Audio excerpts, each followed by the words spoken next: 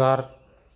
महाविद्यालय के YouTube channel पर सभी छात्रों का स्वागत है। आज के इस ऑडियो ई व्याख्यान में हम स्नातक तृतीय वर्ष में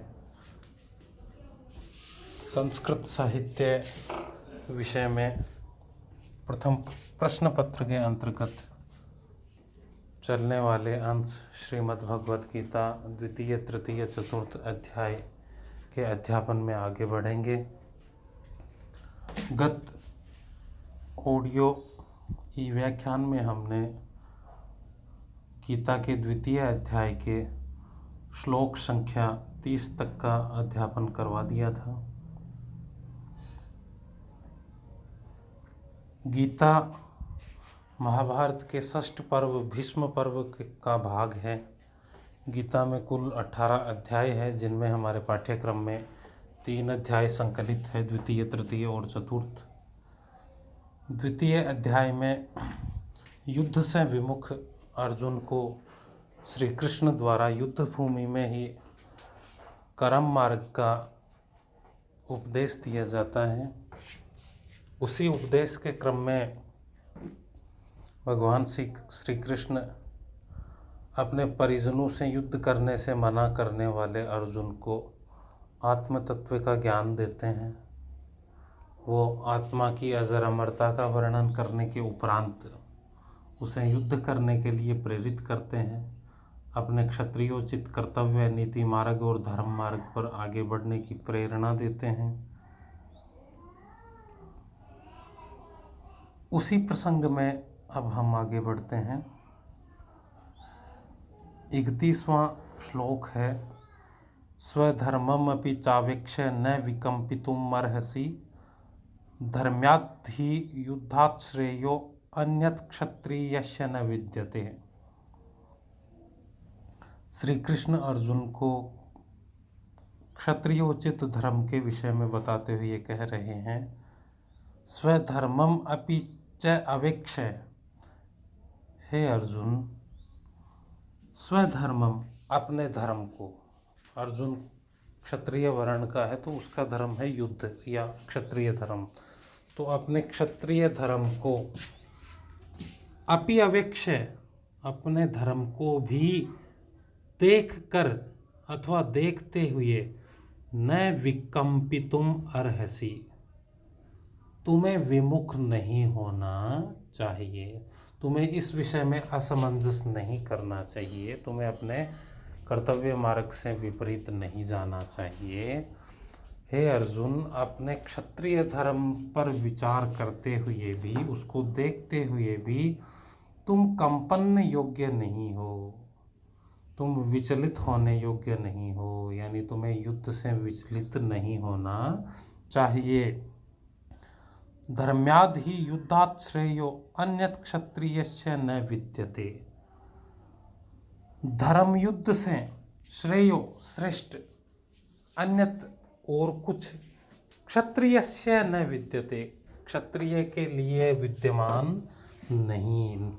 अर्थात धर्म युद्ध से श्रेष्ठ या अच्छा एक क्षत्रिय के लिए और कुछ भी नहीं होता। इसलिए हे अर्जुन, जो तुम्हारा धर्म है, युद्ध करना जो तुम्हारा धर्म है, उससे श्रेष्ठ धर्म क्षत्रिय के लिए अन्य कुछ नहीं होता, और इसलिए अपने धर्म पर विचार करके तुम्हें युद्ध करना चाहिए, युद्ध से विमुख नहीं होना चाहिए, अपने धर्म मार्ग से विचलित नहीं होना चाहिए, विकम्पित नहीं होना चाहिए। इसलिए हे अर्जुन, तुम इस युद्ध भूमि में किम कर्तव्य विमूढ़ता की स्थिति का परित्याग करके अपने क्षत्रिय धर्म का पालन करते हुए आगे बढ़ो। आगे 32वां श्लोक है, यदृच्छया चोपपन्नम स्वर्ग द्वारम अपावृतम सुखिन क्षत्रिया पार्थ लभन्ते युद्धम मीदृशम। इस श्लोक में श्री कृष्ण युद्ध की महत्ता का वर्णन करते हुए अर्जुन को कहते हैं, यदृच्छया, अपने आप ही संयोगवश, च उपपन्नम, प्राप्त हुआ, अपने आप ही या संयोगवश प्राप्त हुआ। स्वर्ग द्वारम अपावृतम, अपावृतम स्वर्ग द्वारम, खुले हुए स्वर्ग के द्वारों की भांति। सुखिनः क्षत्रिया पार्थ लभन्ते युद्धम ईदृशम। पार्थ हे अर्जुन, ईदृशम ऐसा युद्ध, कैसा युद्ध, जो संयोगवश खुले हुए स्वर्ग के द्वारों की भांति प्राप्त हुआ है, ऐसे युद्ध को सुखिनः क्षत्रिया लभन्ते, जो भाग्यशाली सौभाग्यशाली क्षत्रिय है वो ही प्राप्त करते हैं। हे अर्जुन, जो महाभारत का युद्ध तुम्हें संयोगवश, जो धर्म युद्ध खुले हुए स्वर्ग के द्वारों की भांति अर्थात स्वर्ग की प्राप्ति कराने वाला जो धर्म युद्ध तुम्हें प्राप्त हुआ है, ऐसा धर्म युद्ध भाग्यशाली क्षत्रियों को ही मिलता है। अर्थात बड़े ही सौभाग्य से ऐसा युद्ध क्षत्रिय के लिए प्राप्त होता है। तो तुम्हें तो ये संयोग से यदृच्छया अपने आप ही मिला है। तो हे कृष्ण, इस धर्म युद्ध का अवसर न गंवाते हुए तुम्हें नीति मार्ग पर आगे बढ़ते हुए क्षत्रियोचित कर्तव्य का पालन करते हुए युद्ध करना चाहिए। इसलिए हे अर्जुन, तू युद्ध मार्ग पर आगे बढ़। इस प्रकार कृष्ण उपदेश देते हैं। आगे 33वां श्लोक है, अथ चेत त्वमिमं धर्म्यं संग्रामं न करिष्यसि ततः स्वधर्मं कीर्तिं च हित्वा पापम अवाप्स्यसि। अथ चेत, और इसके बाद भी, यदि त्वम इमं धर्म्यं संग्रामं न करिष्यसि, हे अर्जुन, इसके बाद भी यदि तुम इमं धर्म्यं संग्रामं न करिष्यसि, इस धर्म संग्राम में भाग नहीं लोगे, अर्थात युद्ध नहीं करोगे, ततः तो स्वधर्मम कीर्तिम च हित्वा, अपने धर्म, अपने क्षत्रिय धर्म, कीर्तिम च, और अपने यश अथवा कीर्ति को हित्वा समाप्त करके, मार करके, पापम अवाप्स्यसि, पाप को ही प्राप्त करोगे।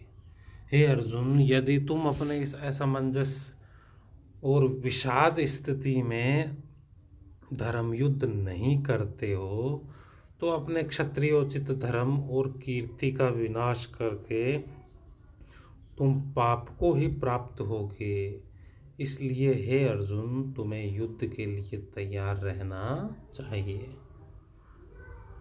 आगे 34वां श्लोक है, अकीर्तिम चापि भूतानि कथयिष्यन्ति ते व्ययाम संभावितस्य चाकीर्तिम मरणात् अतिरिच्यते।